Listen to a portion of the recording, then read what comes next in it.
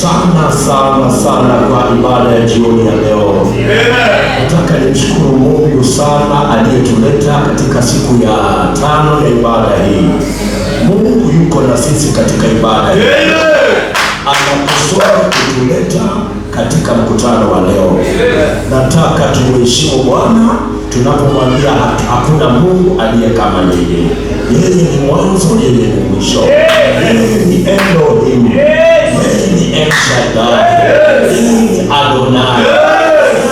Yote katika yote. Tunambariki Bwana aliye hai.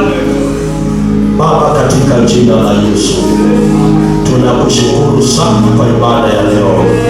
Hii ibada sio kwa utukufu wa wanadamu, bali ni kwa utukufu wa mwanao Yesu Kristo. Yeye ndiye alishinda mauti. Yeye ndiye alipigana vita vya Golgotha. Yeye ndiye ufufuo, yeye ndiye uzima. Umemnyanyua katika mkono wako wa kuume. Utukufu una wewe daima milele. Wewe ni Bwana. Tunakupenda, umetenda, jina lako lihimidiwe. Katika jina la Yesu, watu wa Mungu waseme amen.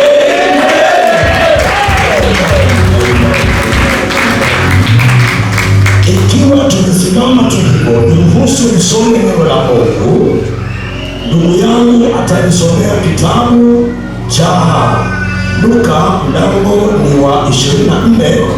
Ataanzia kifungu cha 3, maana tumesoma kifungu cha kwanza hadi kifungu cha 6, alafu hatimaye nitamalizia na kitabu cha Ufunuo.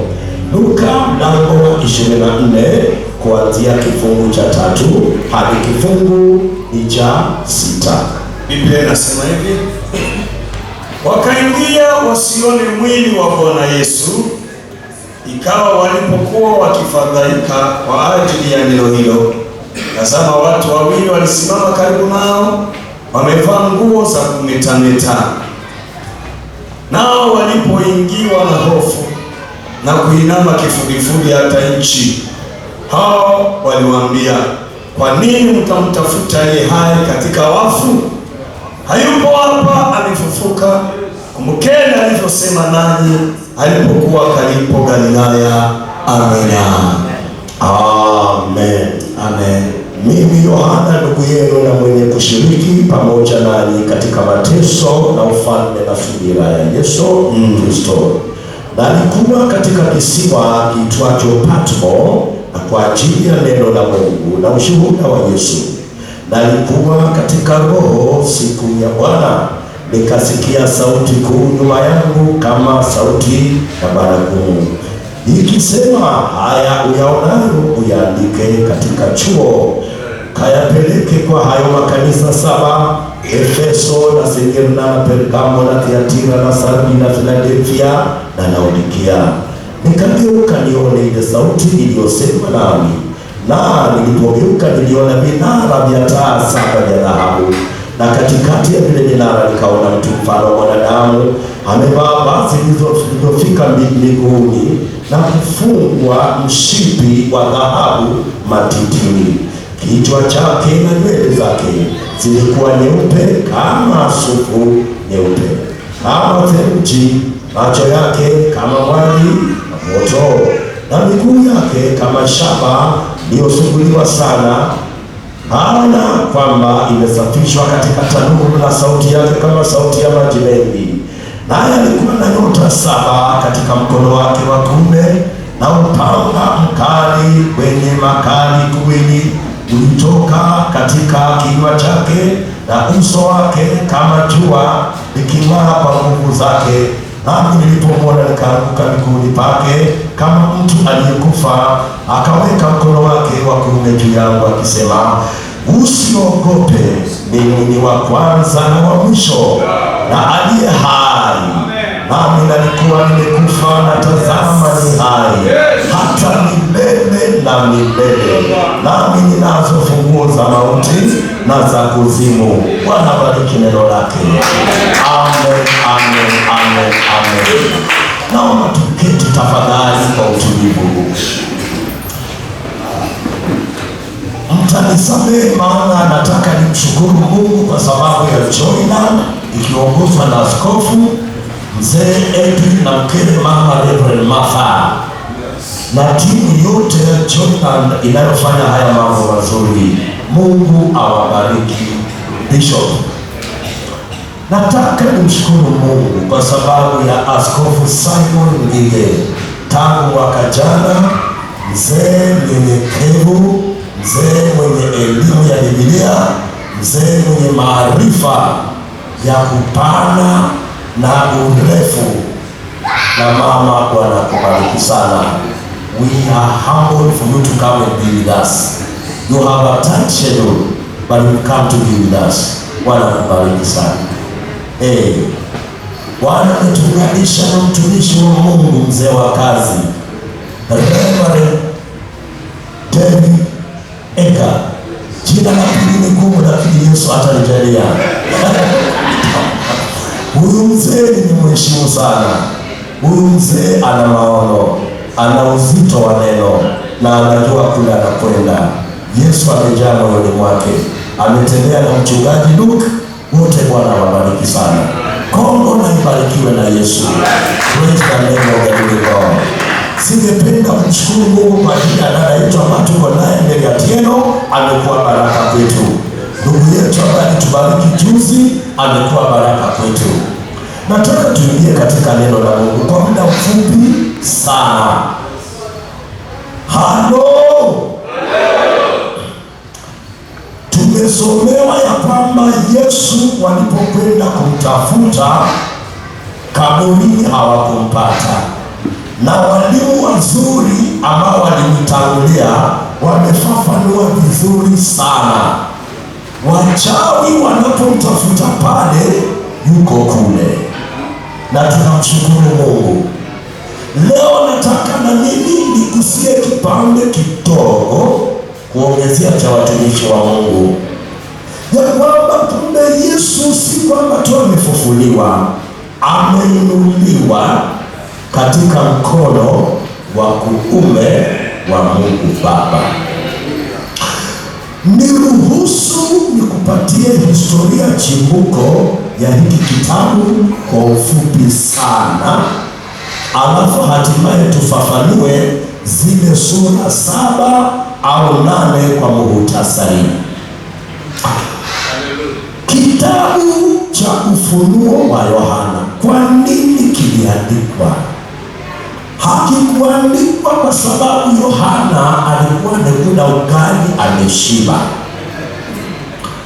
Kiliandikwa kwa sababu watumishi Mungu, watoto wa Mungu kule Taki, ambayo tunaita zamani Asia ndogo, walikuwa katika mateso. Mfalme mmoja anayeitwa Domitian alikuwa anawatesa, na alitanguliwa na mfalme anayeitwa Nero. Alihakikisha aliua wakina Petro, wakina Bartolomayo, wakina Filipo, Tomaso wanakufia India. Sasa huyu aliyefuata baadaye anaitwa Domitian. Alihakikisha yeyote anayelitaja jina la Yesu kuwa ni Bwana akatwe kichwa, akatwe miguu, anyang'anywe mali, wanawake wafanyiwe rape na mateso yasiyotajika. Sasa Yohana akakamatwa, akatayarishiwa pipa that was boiling with fuel,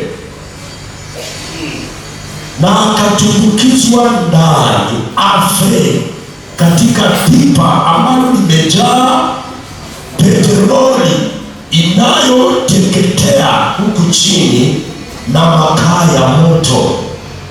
Hiyo petroli imeungua mpaka boiling point. Hakuuawa. Mungu akawa amemkamata mkono.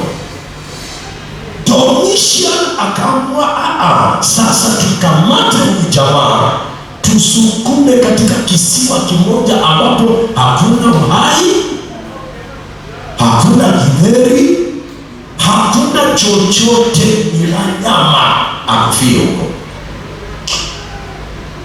huko.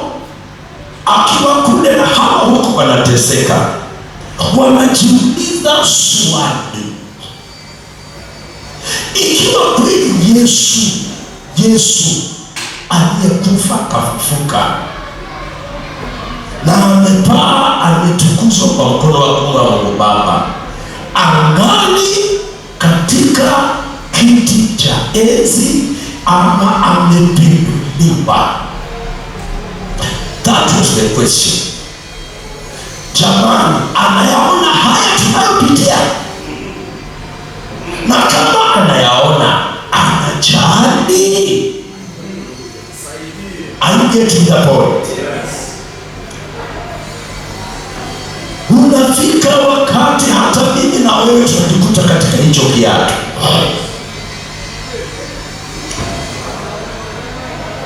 Mimi nilijikuta katika hicho kiatu zaidi ya miaka 7 iliyopita,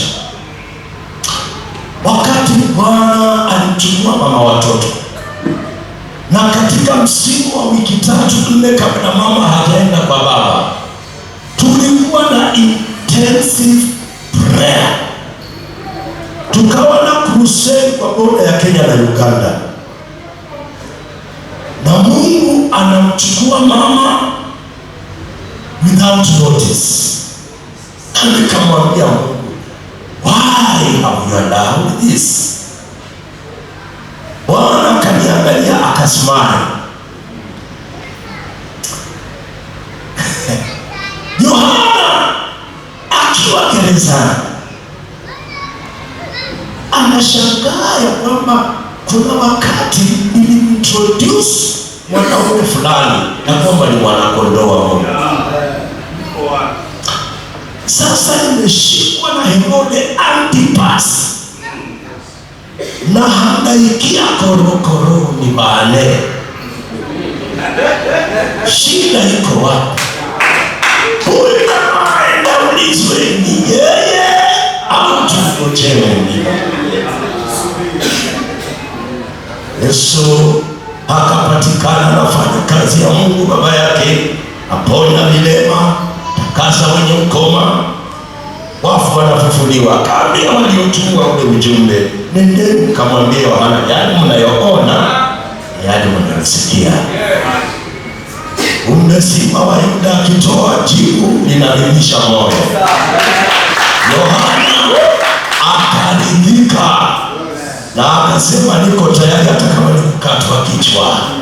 Yeye ni mwana wa Mungu na sitakuwa na dukuduku lolote. Nataka nimshukuru Mungu kwa sababu ya watumishi wa Mungu, Bishop Simon na mzee Edgar David. Mtumishi wa Mungu David siku ya Alhamisi ametutembeza katika njia ya msalaba na akahakikisha Mungu amejitukuza.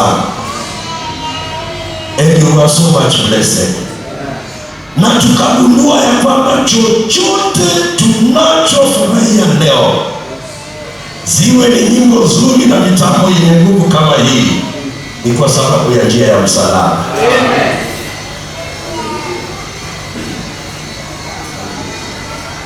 Baraka za leo na za kesho ya Mungu hadi eternity ni kwa sababu ya mauti ya msalaba. Jana, it was on Friday, Askofu Simon, Bwana akamtumikia kwa njia ya kipekee. Akasema pamoja na njia ya msalaba, jamani, injili ya Lazaro maskini, ya kwamba tutakula chapati mbinguni, hiyo ni ya uongo. Kama ni vinono tunakula hapa.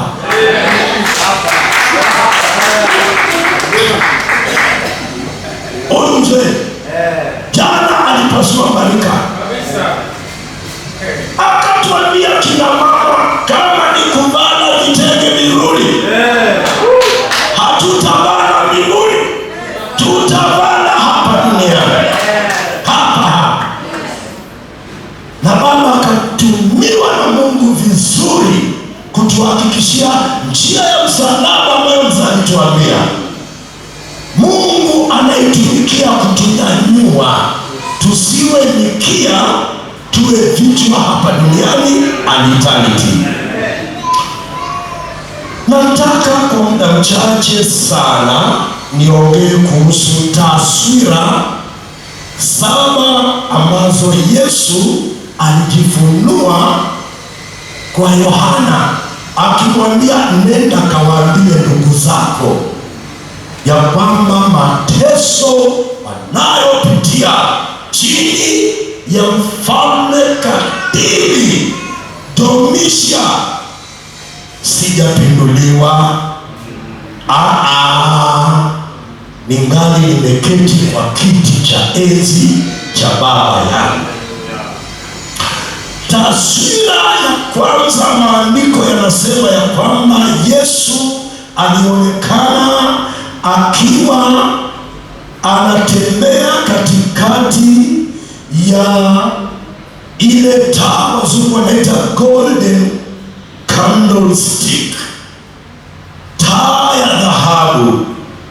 Ukitaka kuelewa hii taa, rudi katika Agano la Kale.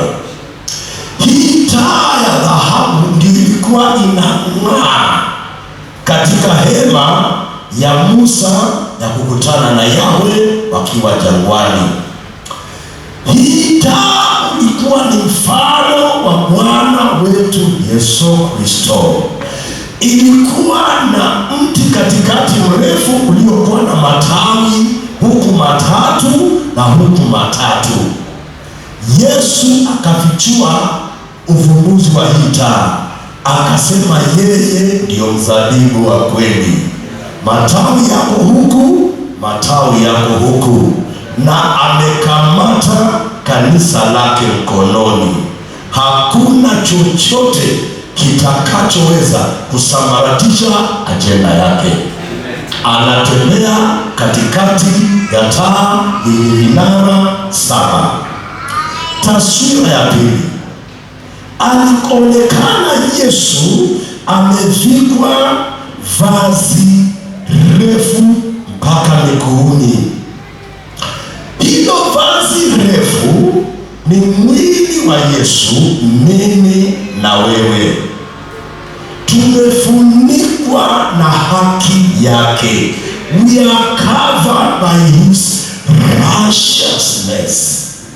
Haijalishi mateso aina gani utapitia, once you are covered, maandiko yanasema no weapon fashioned against you shall prevail. Sawa sawa, you are covered. Ndio sababu Petro katika Petro wa kwanza mlango wa kwanza kifungu cha 5 anasema sisi walokole tunalindwa na nguvu za Mungu. Yesu akaonekana amevikwa vazi mimi na wewe. We are the body of Christ. Nothing can harm us tukiwa connected with the King of Glory. Domitian mipango yake yote hata faulu. Hatua nyingine ni kwamba alikuwa amefungwa mshipi wa dhahabu, sio kiunoni, matitini. Makuhani wakitoa dhabihu walikuwa wamefungwa mishipi viunoni mwao, kuhakikisha ya kwamba wako katika utumishi. Yesu naye haonekani hivyo, akiwa katika mkono wa Baba yake mbinguni, amefunga huo mshipi wa dhahabu katika matiti. Linamaanisha nini? He is in control. He is no longer struggling ya kwamba nitalindaje mtoto wangu, nitaokoaje binti yangu Pamela. You've been a blessing to us. Yesu, he is in control. He knows my end from the beginning. Kila mshale utakaoundwa kwako kesho ameuona jana. Ndio sababu amefunga mshipi wa dhahabu, sio kiunoni, matitini mwake. Hatimaye kichwa chake na nywele ni nyeupe kama sufu. Sufu kwa Kiswahili kizuri ni yale manyoya ya meupe sana ya kondoo. Sawa sawa. Hii inamaanisha nini? Inamaanisha kwamba the brains and the mind of our Lord is perfect to ensure atakushika mkono mpaka mwisho wa dahari. Are you getting the point? Haya ndio maneno anafunulia Yohana. Nenda kawaambie, mawazo yangu yako very perfect, hakuna aliyepindua. Ninaona yale mnayopitia, and I've got an agenda for you. Hata leo Yesu anaona watoto wake. Macho yake na mwili yalikuwa kama mwali wa moto. Sio mwali wa moto wa kutisha. Kwa kizungu wanasema he has penetrating eyes. Anajua every detail of your challenge. Anajua every detail of your devotion. Ukiingia hapa saa 11 za asubuhi, macho yake yanakuona vizuri. Bishop Edwin anaweza kukosa kukuona. Yeye macho yake ni kama mwali wa moto, yanakuona vizuri. Yanaona kila mateso unayopitia, na amehakikisha ya kwamba he will carry you through the river of trials. Hatimaye miguu yake ni kama shaba iliyosuguliwa sana. Sasa shaba katika lugha ya Biblia inaongea kuhusu judgment. Watoto wa Mungu walikuwa wanapitia mateso. Yesu anawaambia hata nani, miguu yangu ilipitia moto wa mateso kama Shadrach, Meshach na Abednego. Tanuru mnayopitia, hii miguu yangu ilipitia hiyo tanuru, and I overcame. Because I overcame, you shall overcome. Hiyo tu. Kwa sababu zamani wakatuimbia wimbo mwingine, sijui kama umetoka kwa fashion, wakasema ikiwa Yesu alishinda, hata mimi nitashinda. Ikiwa Musa alishinda, hata mimi nitashinda. Ikiwa Ruthi alishinda, hata mimi. Ushindi is my portion. Hatimaye Yesu anaonekana katika taswira akiwa amekamata nyota 7, 7 stars. Nyota 7 ni mfano wa watumishi wa Mungu wa kweli. Maana siku ya leo jamani, tuko na wajanja wamejipenyeza mlango wa nyuma, wanatuzia mafuta, wanatuambia tulipe shilingi pesa ngapi, halafu na mambo mengineyo kama hayo. Lakini watumishi wa Mungu wa kweli, Yesu anasema nimewashika mkononi mwangu.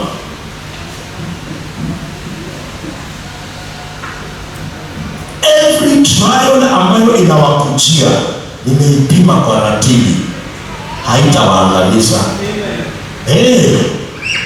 Ndio sababu tunarudia kile kitabu cha Isaya.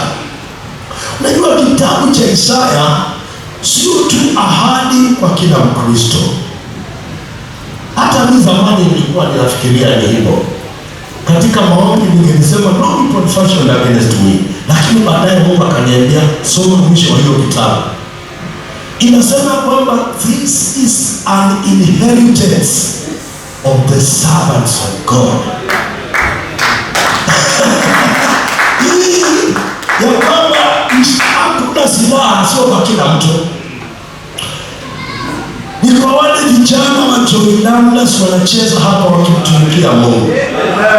Ni hawa Tumaini Singers wanamwimbia hapa Bwana pamoja. Ni yule dada ndugu aliingia hapa mapema, akatafuta uso wa Bwana, akatengeneza nyumba ya Mungu iko safi. Ni yule ambaye ametoka katika fasting ili ya kwamba hii conference ifaulu. Sema amen. Ni yule mpendo wakati wa matoleo anasema ya kwamba nataka nimwabudu Mungu na fedha zangu. Huyo ndio mtumishi wa Mungu. Mtumishi wa Mungu sio zile titles. It's how I'm connected to Christ in the area of serving Him. Are you getting the point? These are the people. Yesu anasema ya kwamba hakuna silaha itakayonyoshwa kwa wao. Niruhusu tumalizie sehemu ya 8. Kinywa cha Bwana Yesu, maandiko yanasema ya kwamba ulitoka upanga wenye makali ya kuwili, two-edged sword, a sharp two-edged sword. Kitabu cha Waebrania tunasemaje? Mlango wa 4 kifungu cha 12. Neno la Mungu li hai, tena ni kali, tena lina nguvu, tena linagawanya nafsi na roho, hata mafuta yaliyomo ndani ya mifupa, tena ni jepesi kuyatambua mawazo na makusudi ya moyo. Amen. Oh yes, the word of God is alive and active, sharper than any two-edged sword. It pierces. Ndio sababu waovu, the moment you apply the word, they will never stand before you. Wakati Goliath aliamua kumlaani Daudi na miungu yake, Daudi akasema hivi vita sasa vimetoka mwilini vimeingia rohoni. Maana huyu mwanaume alianza kuamua kuchukua miungu ya kwake, ndio ananilaani naye. Daudi akasema hapo umemtupa samaki katika maji. Kamwambia Goliathi, sasa twende kazi. Katambe, katambe. Kamwambia wewe unanikujia na fimbo na mikuki, ninakujia macho. Wapendwa, hili neno sio tu kwa wanatheolojia. Hili neno wakati ukiwa katika maombi, uzame katika roho na uanze kumwambia Baba, neno lako linasema. Yesu, neno lako linasema. Yesu, uliniahidi.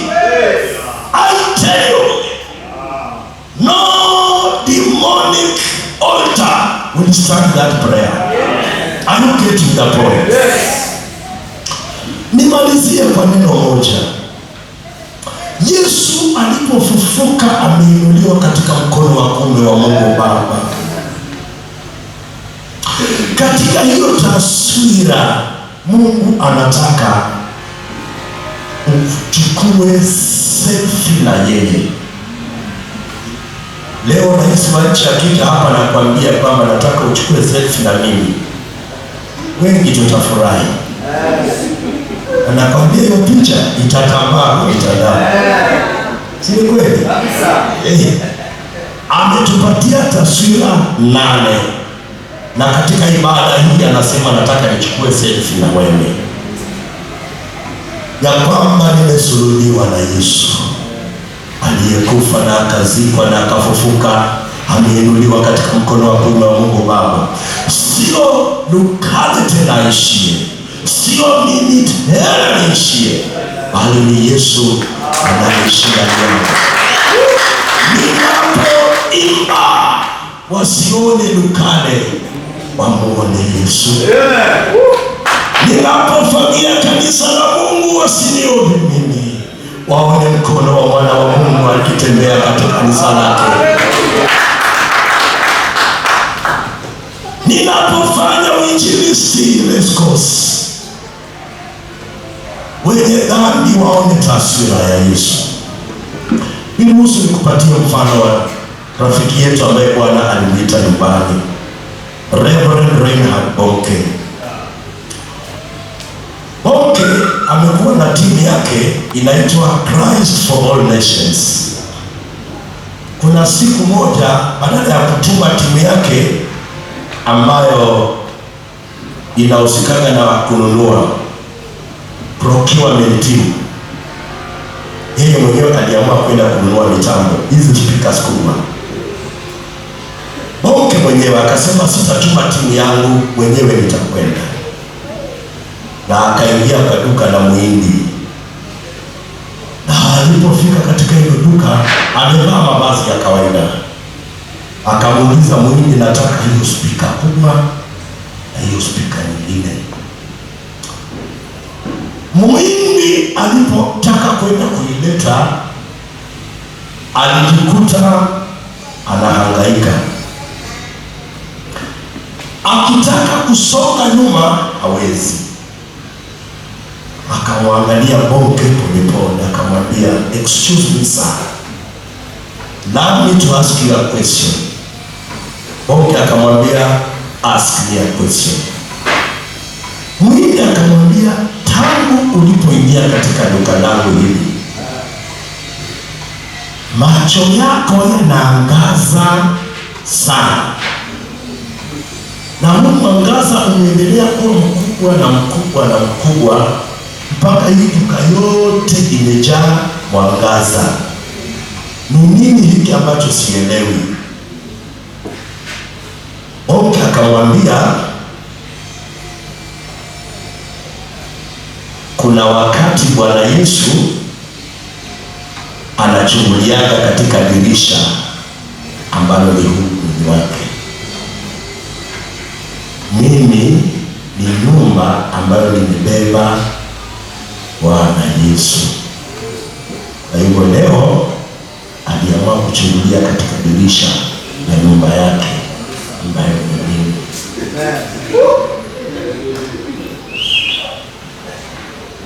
Ombi langu kwamba katika hii conference mafundisho mazito ambayo hawa watumishi wa Mungu wametupatia, hautabakia mtu wa kawaida.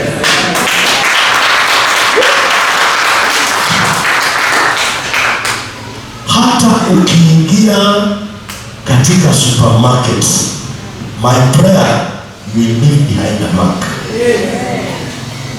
Kama umeajiriwa pale unapofanya kazi, people will be wondering, mbona akiingia the environment changes.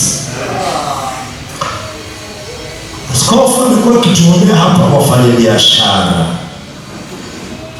We can't take it for granted. God is watching over his word. Kila mfanyabiashara aliyekuja kuombewa hapa, God will never let you down. He is not a man that he should lie. He is not a son of man that he should repent. Ikiwa aliongea ya kwamba nitakubariki kupitia kwa mtumishi wake, atatenda. Na ikiwa alitamka, atatimiza. Ndio sababu Biblia inasema kwamba he is not a man that he should lie, and he is not a son of man he should repent. If he has said it, he will do it. And if he has spoken it, he will make it good. Are you getting the point? Ikiwa Bwana ataanza kukunyanyua katika ulimwengu wa biashara, take it seriously from me today. It is my prayer that every customer that will be coming on your way atakutana na sura ya Yesu. Are you getting the point?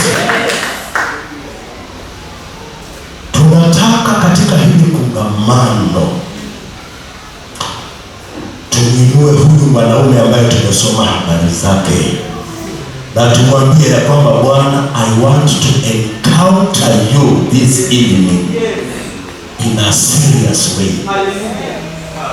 Wakati Paulo alimuencounter that brother, alisema ya kwamba mimi kuishi ni Kristo, ukatwa kichwa faida. Are you getting the point?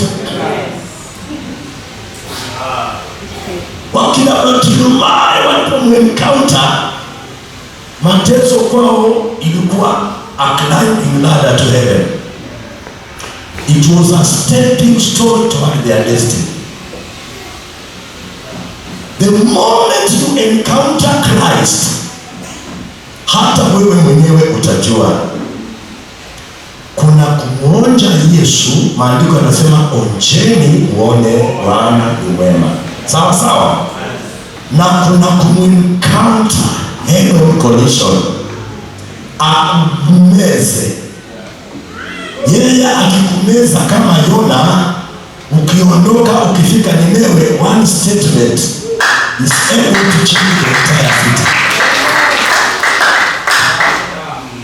Naomba tusimame katumwabudu Bwana, maana askofu alituambia kwamba ibada hii leo itakuwa fupi. Tutajiandaa kwa kesho.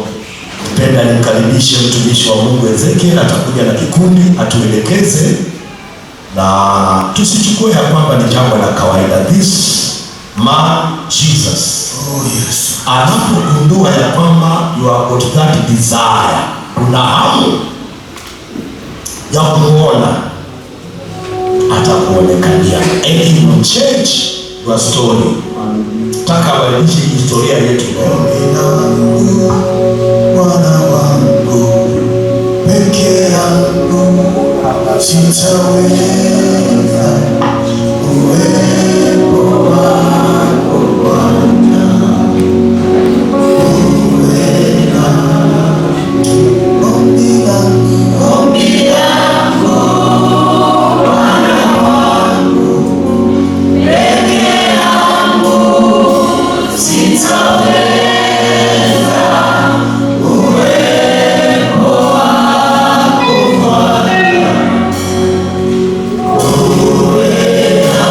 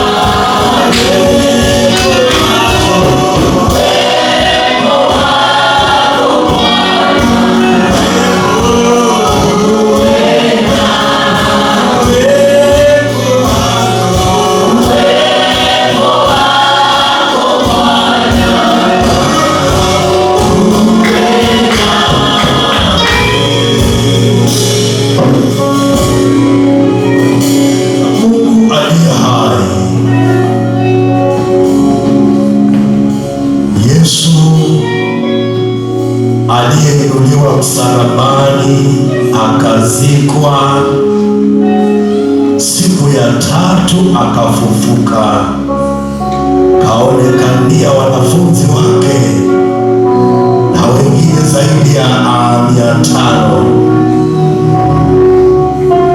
Kanainuliwa mpaka mkono wa kuume wa Baba yake. Huyu Yesu, uwepo wake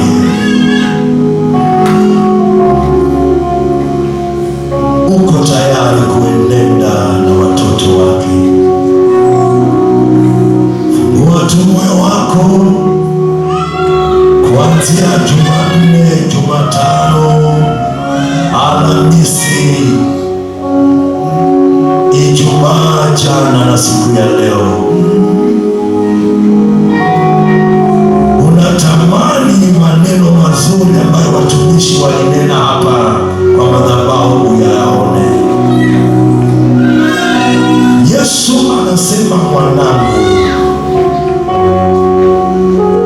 kichwa changu na mawazo yangu yamekamilika kiasi cha kukutambua wewe. Niko tayari kujidhihirisha maishani mwako. Tunapokamilisha sehemu hii ya maombi, kuna wapendwa hapa wanaopitia michujo. Wakati mwingine wanajiuliza, Mungu wangu uko wapi?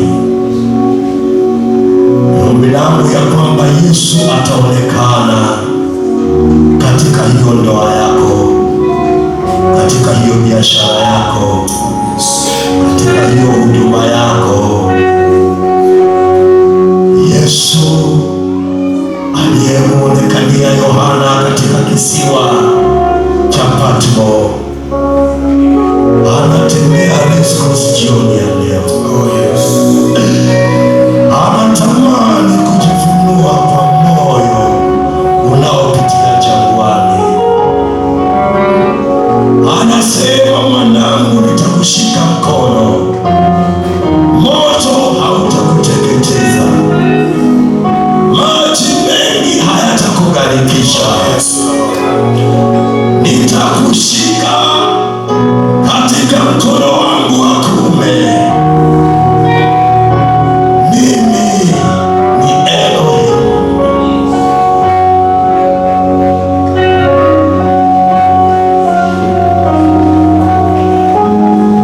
Tuombe. Baba wetu, tena Mungu wetu, watumishi wako wamekuwa hapa kuanzia Jumanne. Mtoto wako wana kiu kwamba uwepo wako utaandamana pamoja na wao. Kuna familia ambazo zinapitia machungu Bwana. Kuna watoto ambao kupata chakula kupitia kwa wazazi wao ni changamoto, hata kupata matibabu changamoto. Baba, jioni ya leo napozuru wengine, tembelea hizo familia, nyanyua hawa watoto,